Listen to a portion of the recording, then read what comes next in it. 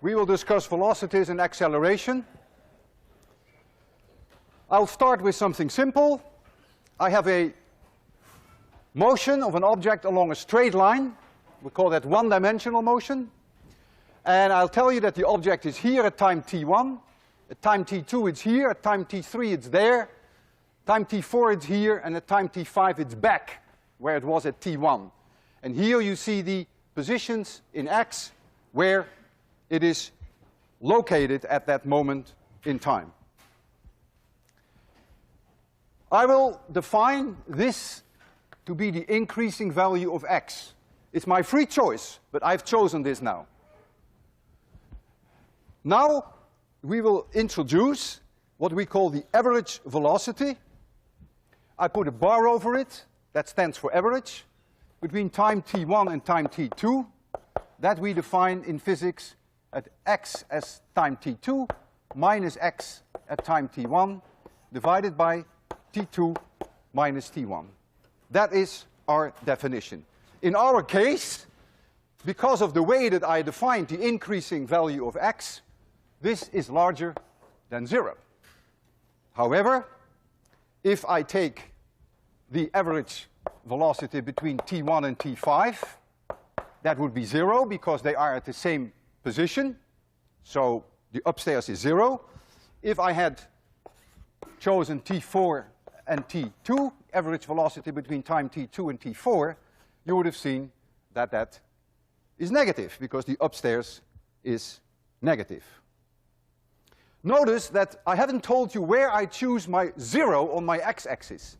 It's completely unimportant for the average velocity. It makes no difference. However, if I had chosen this to be the direction of increasing x, then, of course, the signs would flip. Then this would have been negative, and this would have been positive. So the direction that you are free to choose determines the signs. The location where you put your 0 is not important, but signs in physics do matter. Signs are important. Whether you owe me money or I owe you money, the difference is only a minus sign. But I think it's important for you. Now I will give you not only the positions as I did here on the x-axis at discrete moments in time, but I'm going to tell you exactly where the object is at any moment in time. Here you see an xt diagram. So you see that at t1, the object is at position xt1. This is the road of the object. This is the straight line where it's moving. It starts here, and it goes to this position. It goes to this one. It comes back to t4, and it comes back here. I will tell you now every moment in time in between.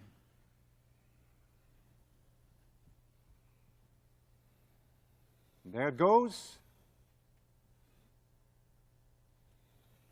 Voila. This is now information that is way more. You have the information at any moment in time. Notice that I now did choose x equals 0. I chose it somewhere here. But I could have chosen it at any other point. For whatever follows, you will see that it makes no difference. So I have chosen a 0 point so that I can make a graph. And now we will look at the average velocity in a somewhat different way. Say I choose my time t2 and t3. I draw here now this line.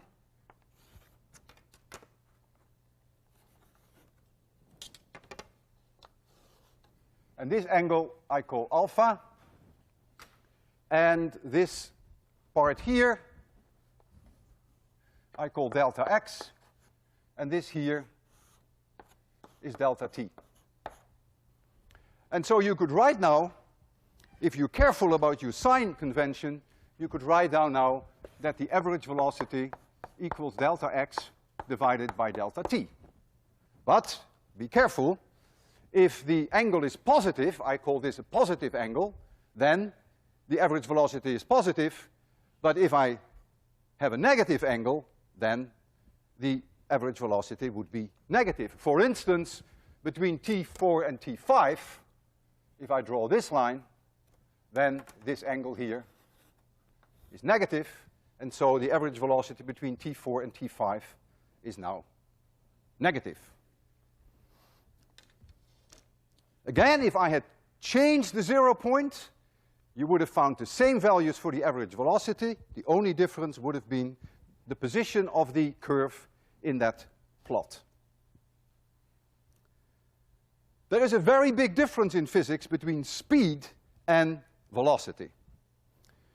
The average velocity between time t1 and t5 is 0, but the average speed is not.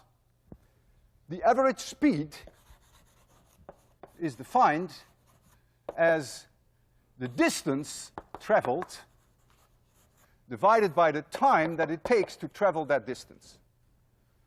Now, what is the distance that the object traveled between time t1 and time t5? Well, the object started at a position here on this x-axis, and then it went up, reached the highest point here. So I'll make a drawing for you here. Reached the highest point here, then it went down, and then when it went here, it went up again, and it comes down again, and it's back. And in order to find the average speed, you would now have to know exactly what this distance is, add up this distance, add up this distance, and this distance. And if that distance altogether were, for instance, 300 meters, and if the time between t1 and t5 were 3 seconds, then the average speed would be 300 meters divided by 3 seconds. That would be 100 meters per second. So the average speed would be 100 meters per second, yet the average velocity would be 0. If you look at the location t3 and t2, and I bring t3 closer and closer to t2, then this angle of alpha will increase. And I can go to the extreme that I bring t3 almost right at t2. The angle of alpha will then be tangential to this point. This will then be my angle of alpha. And now you will understand how we define the instantaneous velocity at time t, which is different from an average velocity between 2 time intervals. The instantaneous velocity, v, and I pick a random time t, equals the limiting case for x measured at time t plus delta t, minus x measured at time t, divided by delta t, and I do that for delta t goes to 0. So think of this as being t3 and this as t2. I bring t3 closer and closer and closer to t2, and the time between them then goes to 0. And this is something that you undoubtedly recognize. That's the first derivative of the position versus time. And now comes an equation, which is one of the very few that I want you to remember. In 801, v equals dx dt. This is one that you must remember not only in 801, but for the rest of your time at MIT. And this could be larger than 0, this could be 0, and this could be smaller than 0. If the angle of alpha, the tangential, is positive, then it is a positive value. If it is negative, however, when you hear, then it is a negative velocity. And if the angle of alpha is 0, then the velocity is 0. So if we now look at this plot, we can search for the times that the velocity is 0. So you have to look for the derivative being 0. That means the angle alpha being 0. Clearly here, the velocity is 0. Right here at this turning point, that means when the object is here, it is 0. When the object is here, it is again 0 at this moment in time. Again, the angle is 0. And it is again 0 here. So those are the times that the velocity is 0. What are the times that the velocity is positive? Well, it's positive here.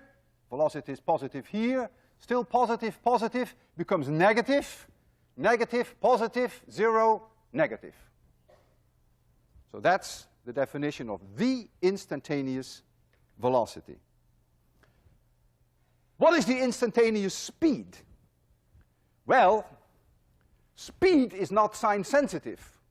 Suppose that the velocity here, just I call that v1, suppose that was plus 30 meters per second. I just grabbed this number out of the blue.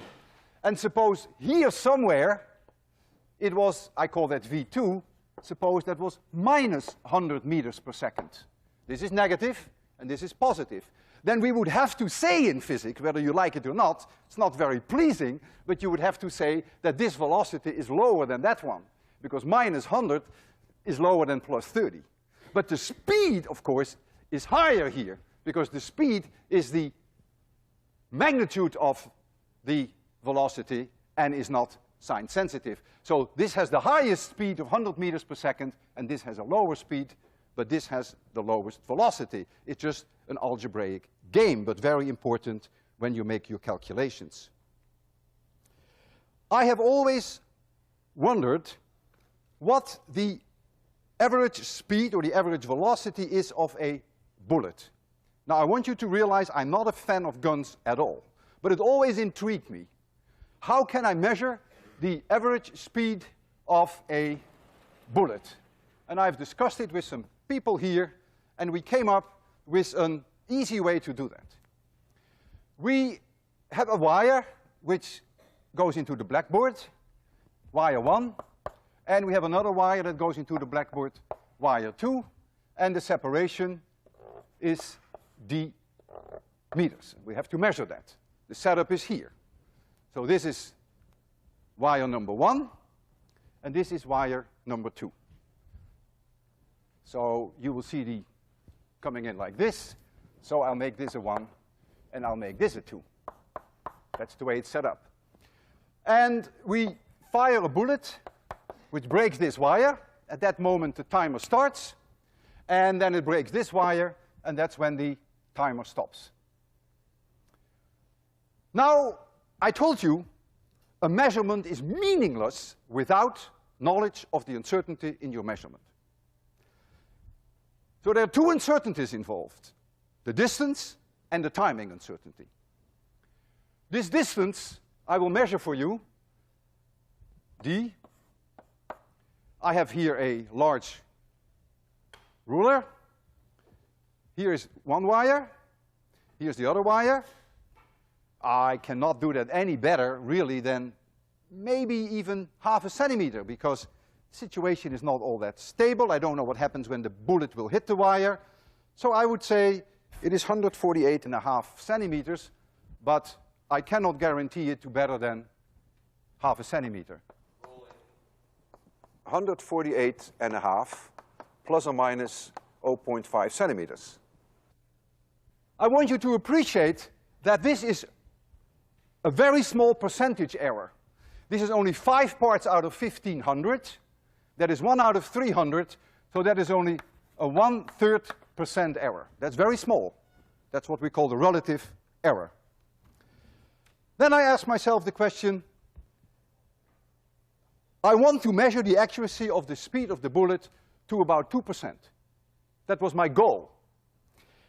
How accurate should I do the timing? Well, I had to make an estimate very roughly how fast the speed of the bullet is. And I would think it is probably lower than the speed of sound. The speed of sound is 340 meters per second.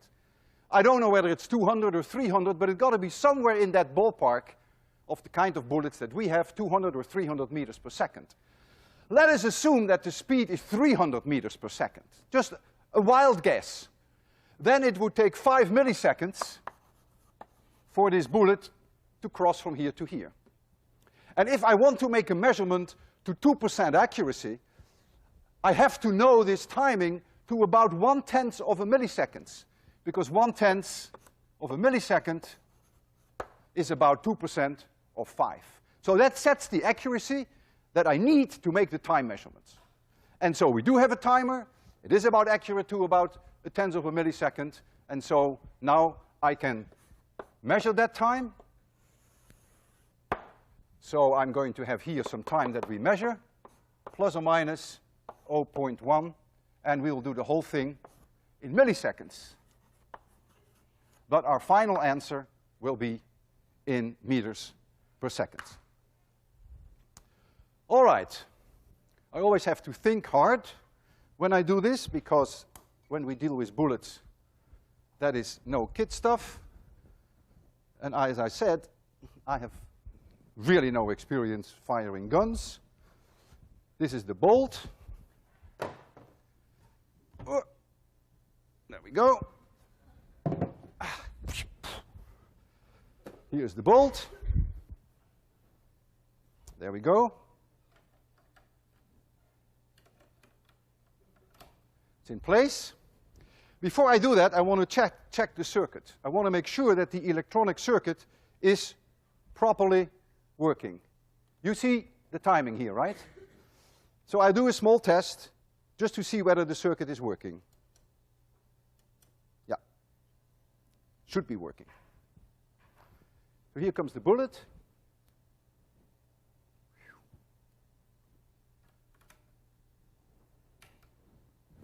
You're ready, I'm ready. 3, 2, 1, 0. What do we see? 5.8 milliseconds. 5.8, is that what you see? Yeah. 5.8 milliseconds. 5.8 plus or minus 0.1. So out comes the average, call it speed or call it velocity, it's the same thing in this case.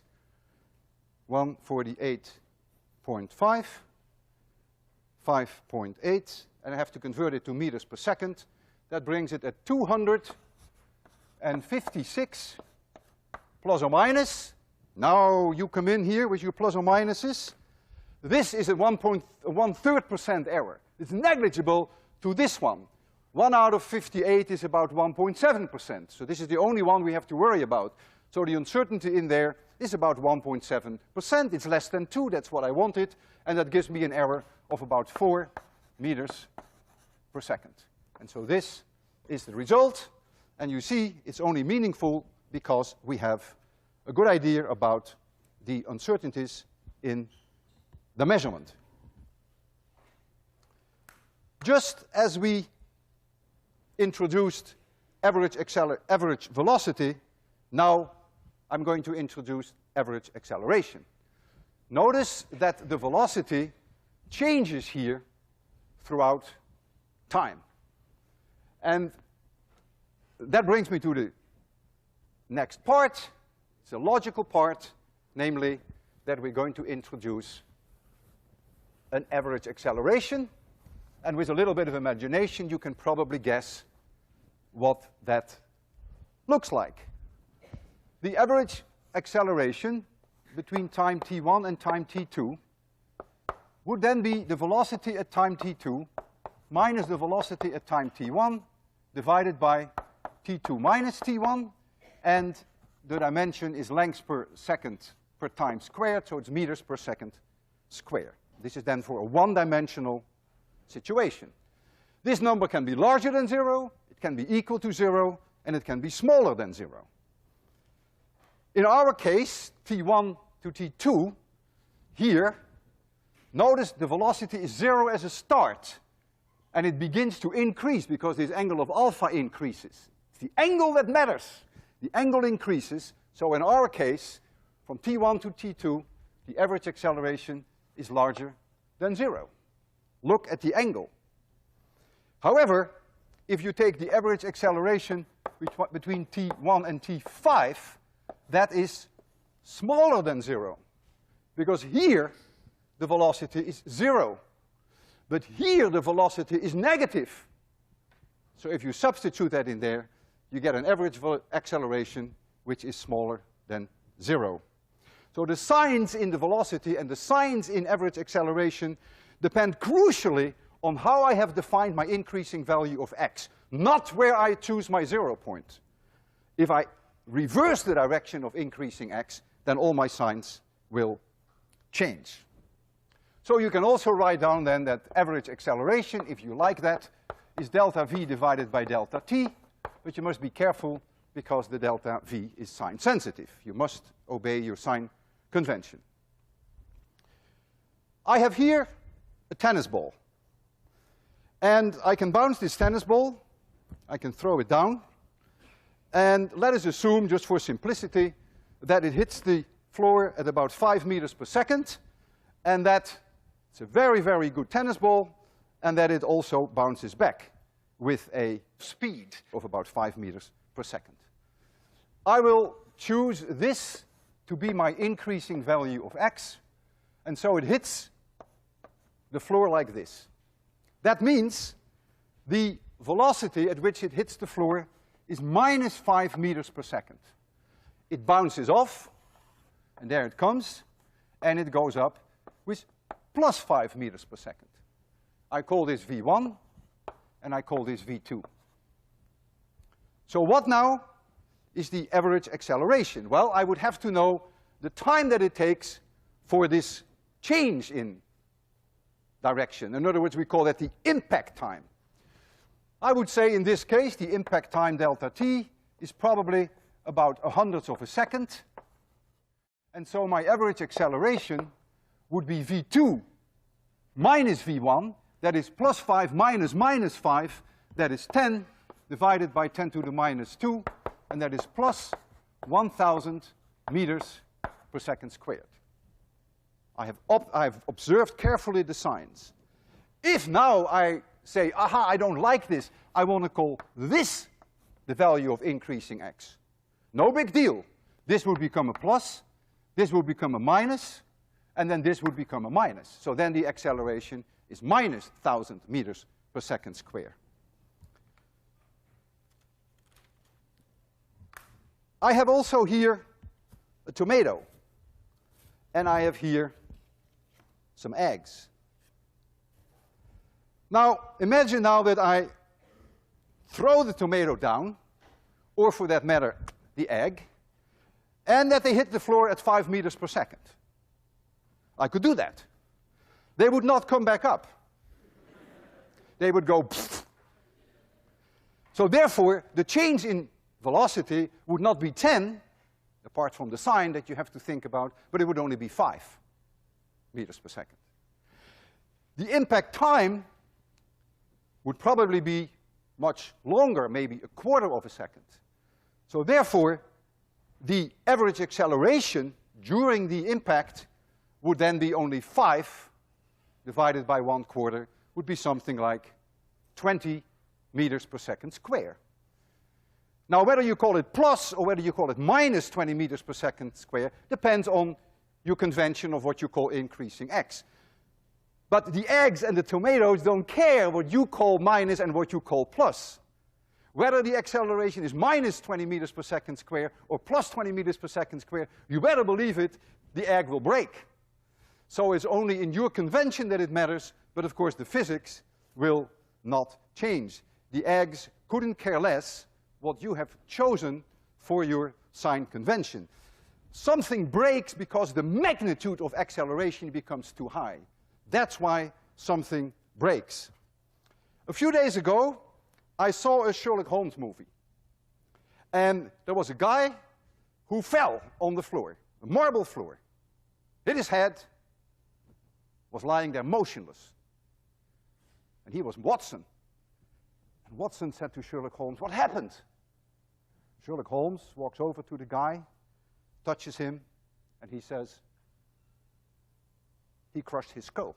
He looked very intelligent, I must say, when he said that. He crushed his skull. And I said, gee, that's really physics in action. It's 801 all the way. A really modest velocity when he hits the floor. But he hit the floor like a billiard ball. The guy was bold, for one thing.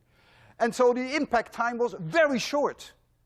And when the impact time is short, even if you hit the floor with a modest speed, the acceleration is high, and that was too much. And so that's why his skull was crushed. So what matters is the change in velocity and the impact time. We now want to make one last step from average acceleration. We want to go to the acceleration at any moment in time, just the way we did that with velocity. And that now is a natural step. The acceleration at any moment in time would be the limit for delta t goes to 0 for v measured at t plus delta t minus vt divided by delta t. So that is the instantaneous acceleration. And this, you will recognize, is the first derivative of velocity versus time, which is also the second derivative of position versus time. And so here comes the second equation that I really want you to remember forever and ever and ever, that the acceleration is dv dt, which is also d2x dt squared.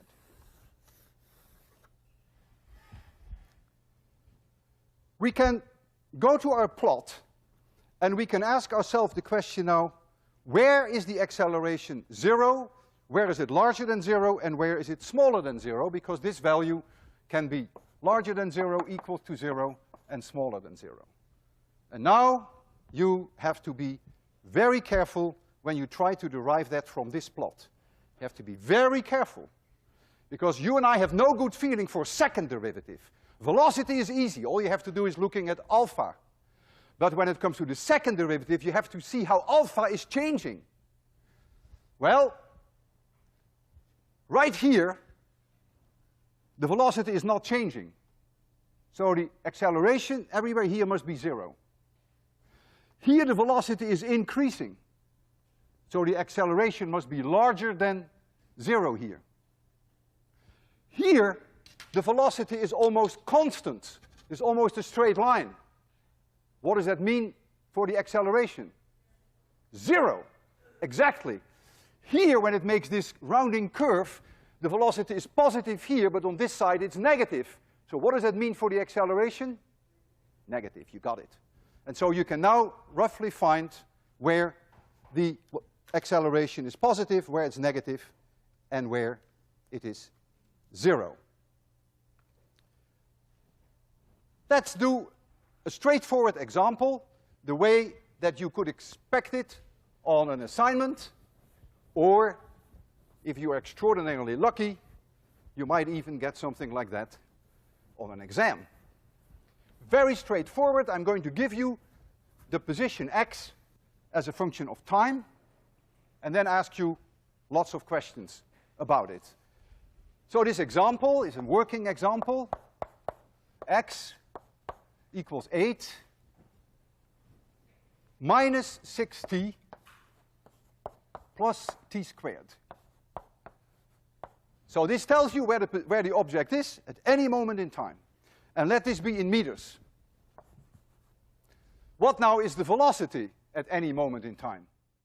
Well, that's the derivative, dx dt. And I use the following: x equals t to the power n. Then, as most of you should know, dx dt is then n times t to the power n minus 1. That's all I'm using. So the derivative of 8 is 0. I get here minus 6. I get here plus 2t. This would be in meters per second. And the acceleration, I have to take the derivative of the velocity. I get plus 2. So notice that the acceleration is constant in time. It's not changing, but the velocity is changing. Well, at time t equals 0, I'll start to probe a little bit. I want to get a feeling for what this object is doing. At time t equals 0, x is plus 8. The velocity is minus 6 meters per second, and the acceleration equals plus 2.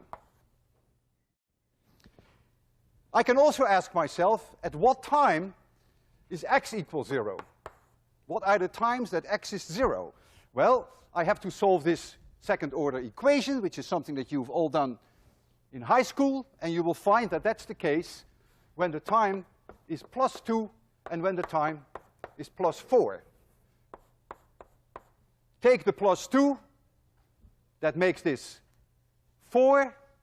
4 plus 8 is 12, minus 6 times 2 That's 0. So you see the 2 works, and you check that the 4 also works.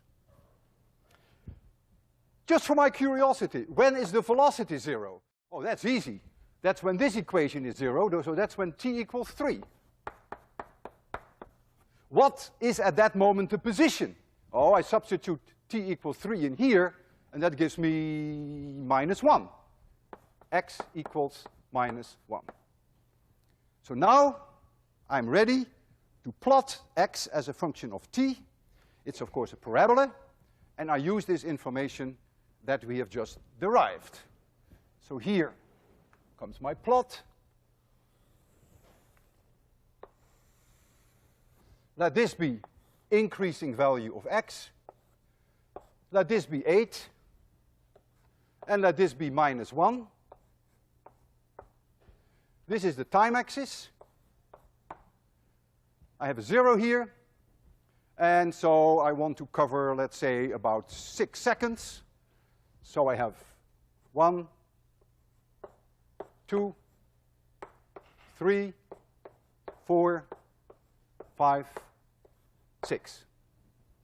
Now I'm going to use this information in order to give you a curve which is similar to that one, except this is a simple one. This is just a parabola. So I know that at time t equals 0, the object is at position 8. I know that x is 0. That x is 0 at the time 2 and at the time 4. So the object is here at this time and at this time. And I know that at time t equals 3, it is at position -1.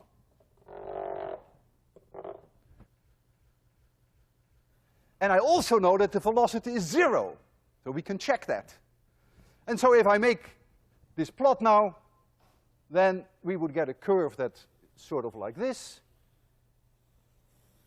And yes, indeed, notice the velocity here is 0. The angle alpha equals 0. The object starts out at t equals 0 with a negative velocity. You can see that. The object at t equals 0 is here. This is where the object is. I hope you realize that. The object is never here. This is the road. This is the one-dimensional track on which the object is sitting. The object is here, and it starts going in this direction. If it starts going in this direction, the velocity must be less than 0. And indeed it is. It's -6. But there is the acceleration, which is +2. It's in this direction. The acceleration says, I don't want you to go down. I want you to go up. Well, the velocity says, sorry, all I can do is slowly change, and that's what it's doing. It's slowly changing the velocity, and there comes a time that the velocity is 0. So the object goes down, the velocity changes, and when it is at position -1, it has come to a grinding halt, and now it is returning. This positive value of a is now increasing the velocity, and that's what you see. I therefore bet you a nickel that if you substitute in that equation t equals 4, that the velocity better be positive. It has changed from a minus sign to a plus sign because of this positive acceleration. I bet you a nickel. T equals 4. What is x? What is v? We want to know v. 8 minus 6 plus 2 meters per second. You see, physics works. V is now plus 2 meters per second.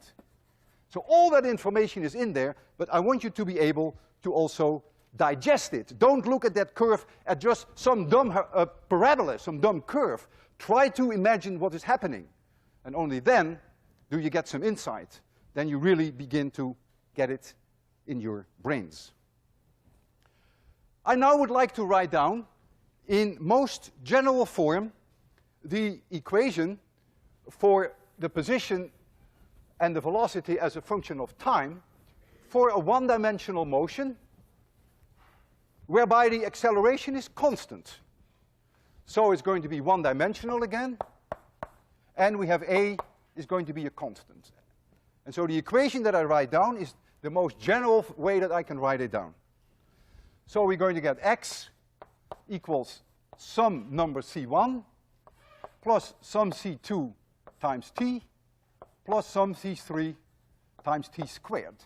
And notice, oh, I already erased my example. My example is gone. But you would have seen this was an 8 before. And here we had, what did we have?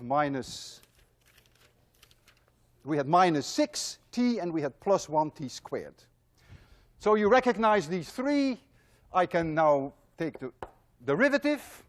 And so I get c2 plus 2c3 times t. And then I get the acceleration equals 2c3. And now we get some insight into these quantities. Clearly, x1, c1, is the position of x at time t equals 0, for which we often write an x0. Because when t is 0, that is where x is. c2 is really the velocity at time t equals 0, because when t is 0, that's when c2 is v. And the acceleration is not changing with time, is 2c3, therefore c3 is half the acceleration. So this gives you some insight in the meaning of these quantities, and you can see, you can read now some physics in there. C1, C2, and C3 can independently be either 0, or larger than 0, or negative. Makes no difference. Each one of these combinations is a valid possibility in physics. When we have gravity, an object is influenced by the gravitational acceleration. And the gravitational acceleration is a constant. And we write often for that gravitational acceleration the letter g. Whether I drop an object, or throw it vertically up, or I throw it vertically down, it's all one-dimensional. It becomes two-dimensional when I throw it at an angle. I keep it one-dimensional. The acceleration is always the same. And that g, gravitational acceleration, in Boston is 9.80 meters per second square. And it varies a little bit for different places on Earth. This gravitational acceleration is independent of the mass of the object that I drop, of the speed of the object, of the chemical composition of the object, of the size of the object, and of the shape of the object, assuming that we have no air drag, assuming that these experiments are done in vacuum. Is it obvious that the gravitational acceleration is independent of all these quantities? By no means. Is it true? We think so. But I want you to appreciate that it is not obvious and it cannot be proven from first principle. Remember last time we dropped an apple from 3 meters and we dropped another one from 1.5 meters. And in your second assignment, which you haven't seen yet, I'm asking you to calculate the gravitational acceleration for me using these both experiments. And of course, I want you to also tell me what the uncertainty is in your final answer. And I'd like to help you a little bit to set it up and also to get these equations in terms of gravity. Whenever we deal with gravity, we get the g in there. So suppose here is the object at time t equals 0. It was the apple, and I call that position x0, I call that 0. I'm free to choose my 0 position, and I drop it at 0 speed. I just let it go, because that's the way we did it in class. The object goes down, and it hits the floor. Well, the general equations now, which deal in gravity, if I call this the increasing value of x, you can choose it differently. This is my choice today, is the following. X equals x0 plus v0t plus 1/2 gt squared. And g now is 9.80 meters per second square. The velocity at any moment in time equals v0 plus gt, and the acceleration is constant, is simply g. Now, in my case, I have chosen t equals 0, x 0 is 0, and I've chosen this 0, so these go. And so you see that when the object is here, which is 3 meters below this point, and you know the time, how long it took to get there, that you can now calculate g. Because x would be then 3 meters, that's when it's here. We made a measurement in class how long it took, so you know the time. And so you can come up with a value for g. And you can do that for both measurements. And of course, I want you to tell me also what the uncertainty is in those measurements. Remember that we derived last time that the time that it takes for the apple to fall was c times the square root of h over g. And we never knew what that c was. I did a demonstration to show you that the time is proportional to the square root of h. We never knew what that c was. Now you know, because now you have the equations here, and you'll see that that c simply was the square root of 2. But I could not derive that from my dimensional analysis. Now, I want you to relax and at the same time get a little bit alert for a change. Look at this situation, v equals gt. That means when I drop an apple, and I'm going to drop another one today, that the velocity increases with time. So if I stroke this apple while it was falling, I would see the separation when it strobes to increase with time, because the velocity goes up with time. I have here an apple, or I'm going to put an apple up, about 3 meters from the floor. 3 meters. So the height is 3 meters, approximately. We know from last time, remember we did it, it was about 780 milliseconds to hit the floor. I will just round it off, and I think about it about 0.8 of a second, just to get an idea.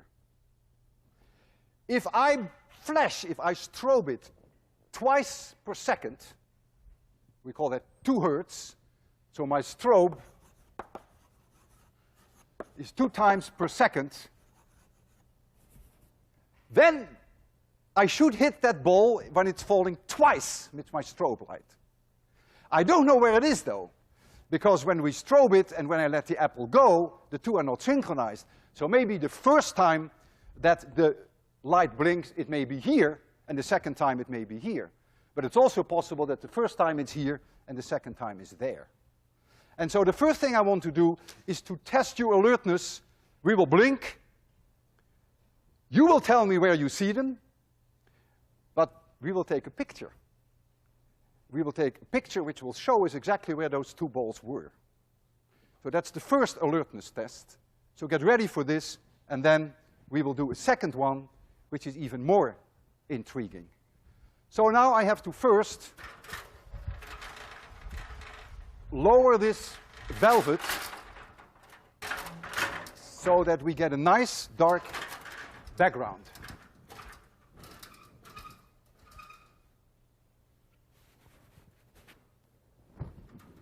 There we go.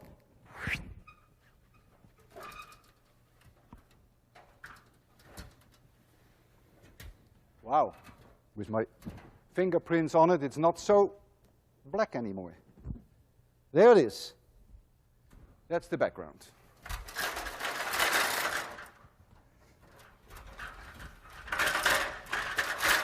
Oh, what am I doing? I need the ladder again. I have to bring the apple up. Friday is always a bad day for me. Okay. So now I'm going to bring the apple up. There's some metal here, it's an electromagnet, and so I throw a switch here so that the electromagnet is activated. Very similar to what we did last time. We have to put the apple up, and the apple is hanging there. There we go.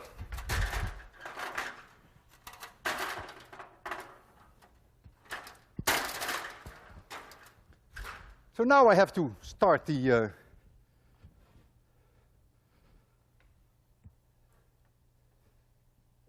the strobe. That's about 2 Hertz. That's about 2 flashes per second. And I'm going to make it pitch black. Pitch black.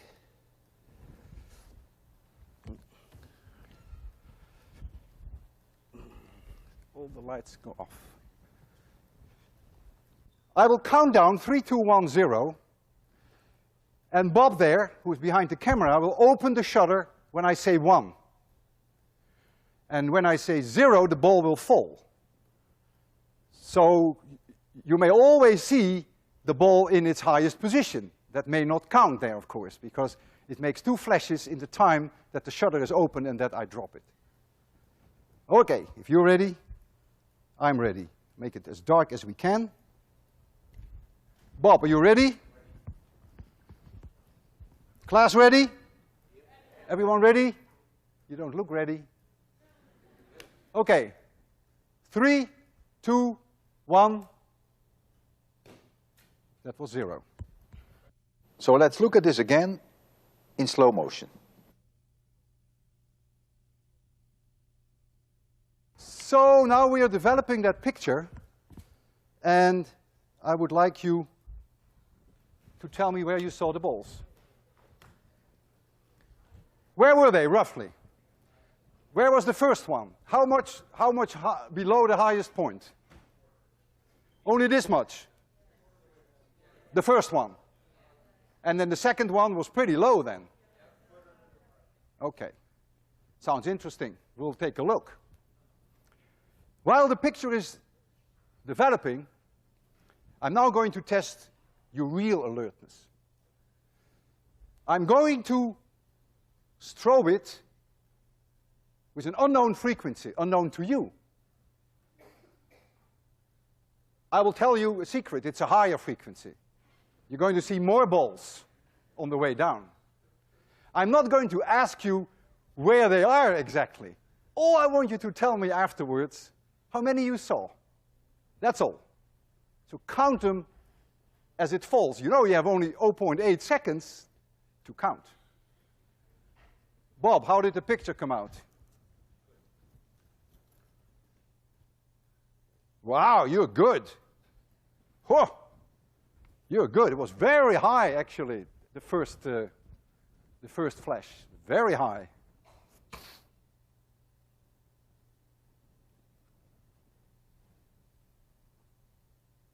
You see, you did very well. We're going to start now with the second part.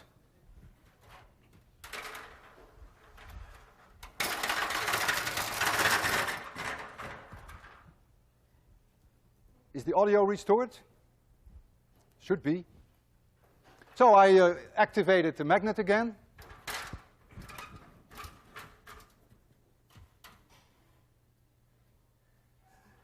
There it is.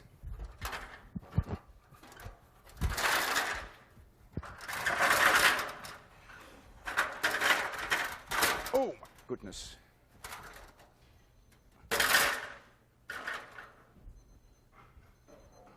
Working? Okay, thank you, Bob. Okay, Bob, if you're ready, I'm ready. I'm going to make it as dark as we can.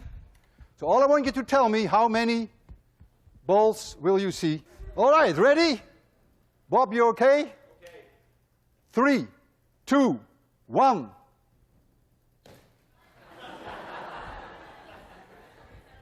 Well? Who saw 3? 4. 4. I want to know 4. 5. 5. Here's a 5. There's a 5. Another 5. Who throws 6? Wow. 7.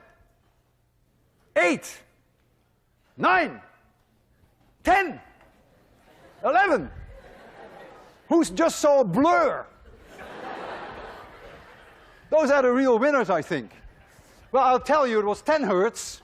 Since it is 0.8 seconds, depending upon where you hit it, how lucky you are, I will show you, you will either see 7 or maybe 8 balls, but it was a good test.